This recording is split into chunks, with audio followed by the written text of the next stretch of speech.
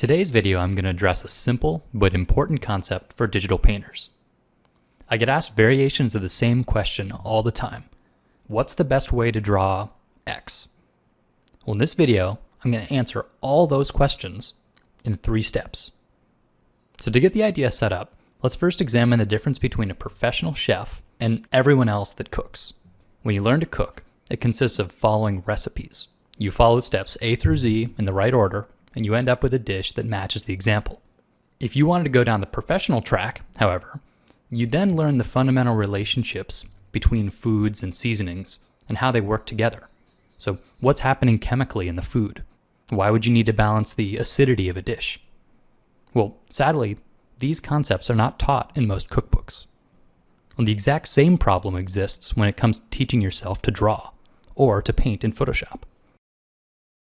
My friends and I like to joke about the 1-2 dragon school of drawing. This is where you follow those simple steps. Start with a few circles, add a line here and there, and then bam, you've got a nice finished painting. This is even worse than cookbooks full of recipes. So many art instructional books claim to teach a certain subject matter. How to draw cars, how to draw anime women, sci-fi environments, etc. I think it's books like these that give artists the misconception that they need to learn a recipe for each and every type of object. That's just not true. You need to know how to render a form, which is using lines, light, and shadow, and you need to know something about your subject matter. So to draw a person is pretty similar to drawing a car or to draw a stoplight. So I'm going to offer up an alternative 3-step process to learn to draw anything. The first step is getting to know your subject matter. Visual research. For some reason, there's a misconception out there among young artists that to copy someone is cheating. Well, the truth is, it'd be impossible to know about everything on the planet. So if you're going to draw something, you got to get some research.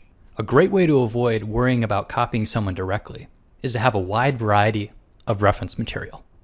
I like to gather photographs of the real-world object.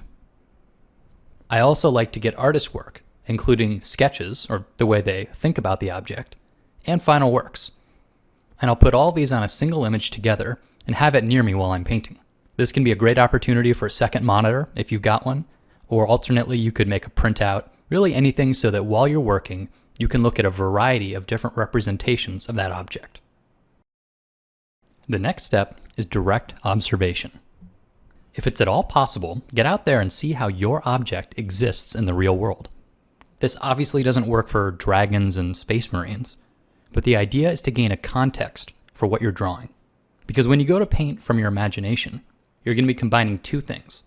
What you see, which is your reference sheet, and what you remember, which is your real-world understanding of where the object exists in context. And the third step is practice. If you have trouble with a certain type of subject matter, you need to tackle it. Draw lots and lots of that thing. And in this case, before I made this video, I had never thought too much about fire hydrants. So I arbitrarily picked them as a subject matter for the video. And then I look at my photo reference, and I drew 4 of them. And in doing so, I saw all sorts of man-made, tiny details that I would have never considered. It's these little details that I'll remember, and these details are going to go into my next drawing. Maybe it won't be a fire hydrant, but instead it'll be a tank or a sci-fi installment of some sort. But it's looking at real-world reference, these actual tangible things, that'll really add a certain amount of believability to your work, which is done from imagination. So in every drawing I do, there's some piece of subject matter that I'm just not familiar with.